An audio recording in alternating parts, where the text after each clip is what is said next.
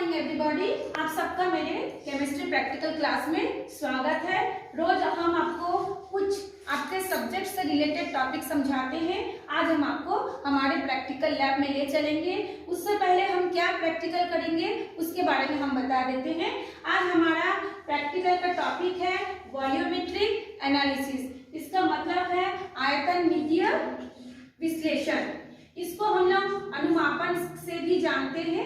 अनुमापन का अर्थ होता है किसी ज्ञात सांद्रता वाले विलयन की सहायता से किसी अज्ञात विलयन की सांद्रता ग्राम प्रति लीटर में ज्ञात करना। तो चलिए आप प्रैक्टिकल को कैसे लिखना है, कैसे करना है, हम उसको पहले बता देते हैं। उसके बाद अब हम आपको प्रैक्टिकल करके दिखाएंगे। यदि वीडियो लंबा होगा तो पार्ट 1 और पार्ट 2 करके दिखाओगे। तो सबसे पहले हमको लिखना है उद्देश्य। उद्देश्य क्या लिखेंगे? ऑक्जेलिक अम्ल का n/20 विलयन बनाना। अब ये n/20 के जगह में आप n/10 भी बना सकते हैं, n/40 भी बना सकते हैं, वो आपके ऊपर है। विलयन बनाना तथा इस विलयन की सहायता से दिए गए KMnO4 विलयन की क्षमता मतलब सांद्रता तथा उसकी मोलारता ज्ञात करना या उसकी सांद्रता ग्राम प्रति लीटर में ज्ञात करना, एक ही बात है। तो इसके लिए आपको क्या चाहिए? सबसे पहले आवश्यक सामग्री चाहिए। Pipette, burette, conical flask, funnel, stand, फिर आपका लगेगा टेस्ट ट्यूब लगेगा, आपका लगेगा तनु सल्फ्यूरिक अम्ल लगेगा, बर्नर लगेगा, बहुत से ऐसे चीज लगेगा। हमने थोड़ा सा ही लिखे हैं, जब हम प्रैक्टिकल करेंगे आपको दिखा देंगे। उसके बाद थोड़ा सा ये देखिए यहाँ पे लिखा है तनु H2SO4 आसुजल इत्यादि लगेगा। अब पहले आता है सिद्धांत। ये किस सिद्धांत पर ये बनेगा? तो पहला इसमें क्या करेंगे? हमने बताया है ऑक्जेलिक अम्ल और क्या लेना है KMnO4। उन दोनों में रिएक्शंस होगा। कैसे रिएक्शंस होगा? देखिए ये है KMnO4 यानी पोटेशियम परमांगनेट, और यहाँ पे किसको मिलाएंगे? तनु H2SO4 को मिलाएंगे। तो क्या बनेगा? देखिए K2SO4 बनेगा, यानी यहाँ पे देखिए पोटेशियम 2 है, यहाँ पे सल्फेट कितना है? ये देखिए इधर लिखा है 3। ये 3 का मतलब है ये हाइड्रोजन के साथ भी ये 3 गुना होगा, और ये जो सल्फेट का अणु है उसके साथ भी ये 3 गुना होगा।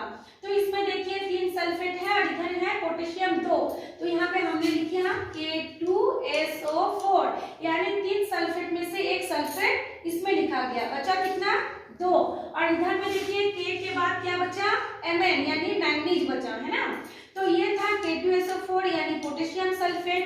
फिर यहाँ पे देखो 2Mn बचा है, तो 2MnSO4। इसी तरह से सल्फेट यहाँ पे 2 और यहाँ पे हो गया कितना था? 1। मिला करके ये 3 आपका पूरा हो गया। बाकी क्या बचा है? इसमें हाइड्रोजन बचा और कुछ ऑक्सीजन बचा। तो इसमें पानी बन गया 3 अणु 3H2O। अब ऑक्सीजन परमाणु कितना बच गया? 5, है ना।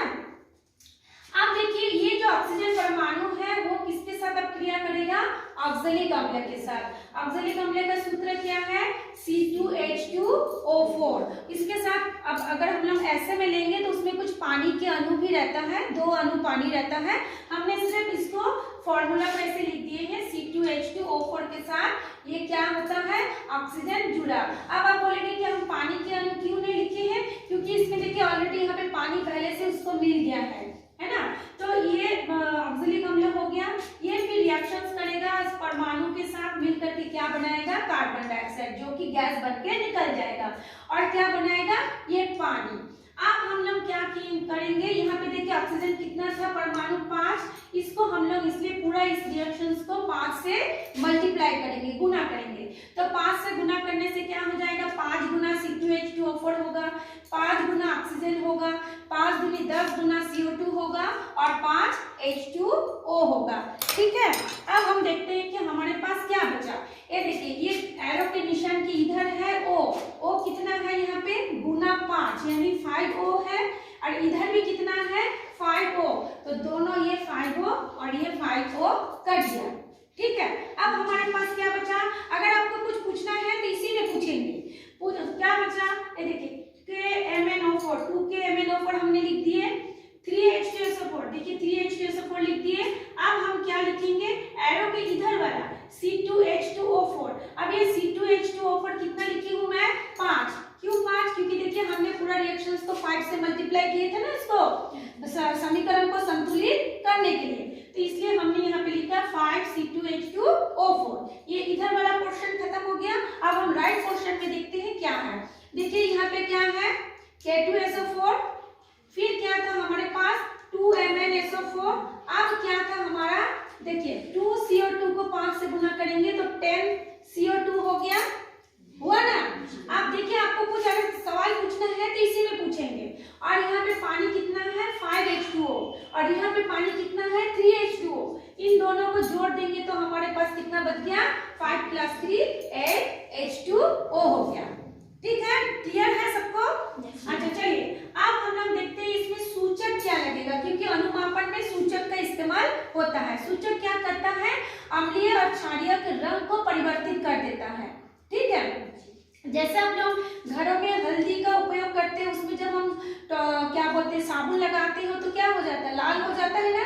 तो हल्दी भी एक सूचक ही है जो कि अम्लीय और क्षार के प्रकृति को बदल देता है या पहचान करवाता है। ठीक है, तो इसमें सूचक जो है KMnO4 खुद सूचक है।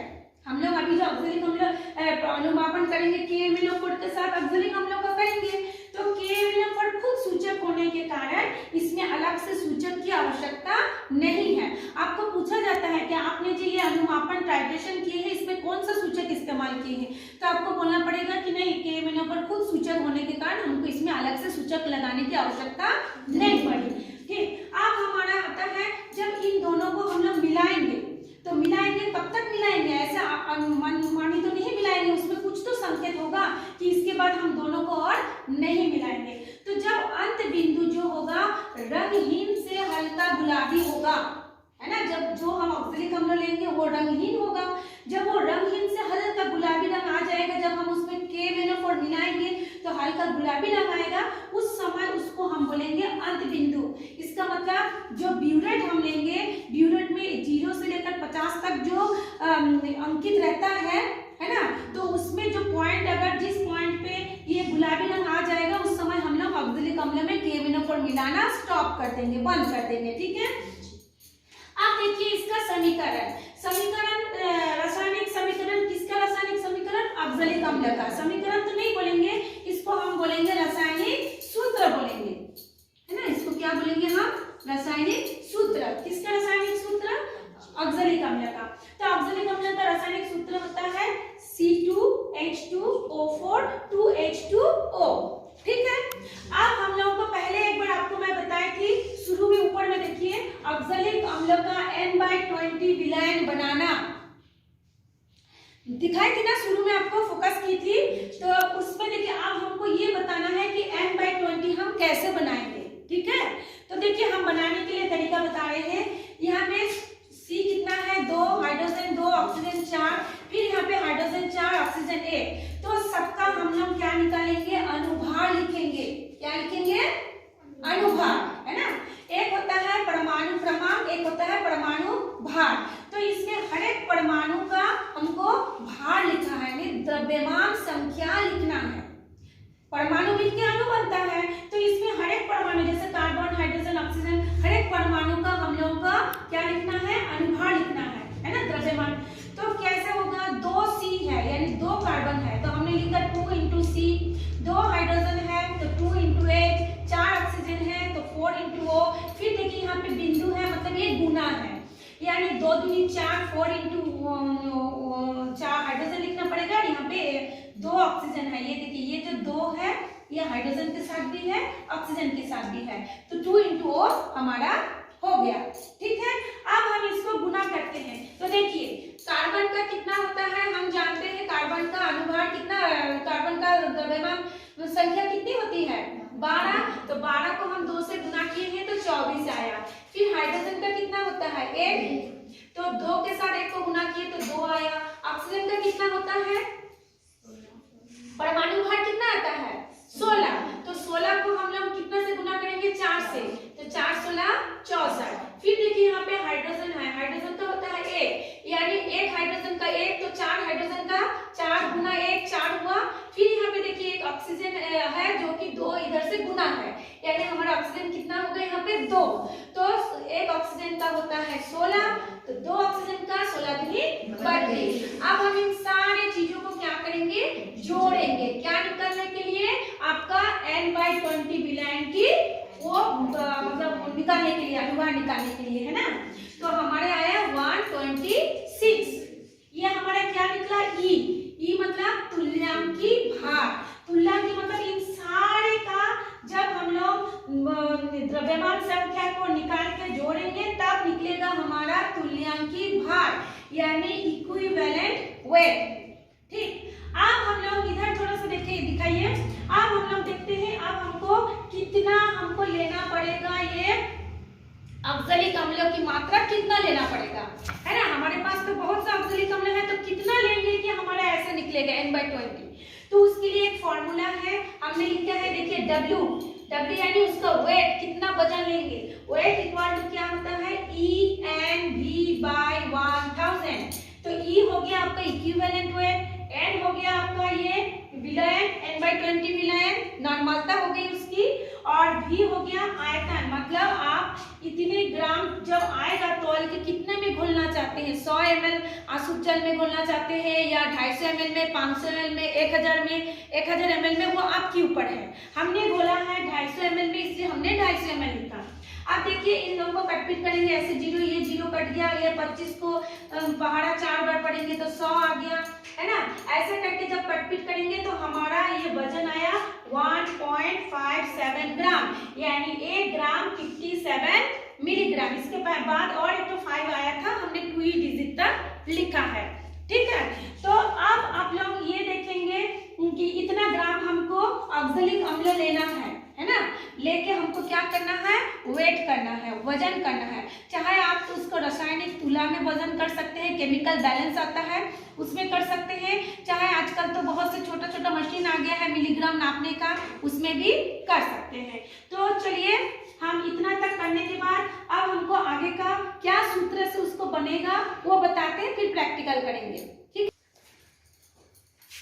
बोलो N1V1 इक्वल टू, देखो ये जो हमारा फॉर्मूला है जिसमें से हम लोग निकालेंगे उसका कितना होगा, N2 कितना होगा, उसको हम लोग किस सूत्र से निकालेंगे उसको हम दिखाते हैं। N1V1 इक्वल टू क्या हो जाएगा आपका, N2V2 हो जाएगा। उसका जो कैलकुलेशन करेंगे हम लोग ना, यहाँ पे आप लोग लिख लेंगे कैलकुलेशन, ये कैलकुलेशन होगा N1V1 इक्वल टू N2V2। तो इसमें से हमको N1 क्या है, ये जो हम लोग ऑक्सैलिक अम्ल लिए थे उस ऑक्सैलिक अम्लों की नॉर्मलता N/20। यहाँ पे V1 क्या होगा, ऑक्सैलिक अम्ल का आयतन, है ना, वो कितना हम लोग लेंगे, जो पीपेट में हम जितना लेंगे। मान लीजिए ये हमारा पीपेट है, तो इस पीपेट 10 ml का पीपेट होता है, 20 ml का पिपेट होता है, मतलब बहुत से ml का पिपेट होता है। तो आप जितने ml का पिपेट लेंगे आप C2H2O4 का आयतन उतना ही ml लिखेंगे। उसके बाद N2 क्या है, N2 KMnO4 की नॉर्मलता, जो अभी हम लोग प्रयोग करेंगे तो निकालेंगे, उसको आपको निकालना है, इसलिए मैंने देखिए यहाँ पे क्वेश्चन मार्क लगाया। और V2 क्या होगा, जब हम ब्यूरेट में KMnO4 भरेंगे तो जिसकी मात्रा यूज करने के बाद उसकी अंत बिंदु गुलाबी रंग आएगा, उस मात्रा को हम लिखेंगे, उतनी ml को हम लिखेंगे KMnO4 का आयतन।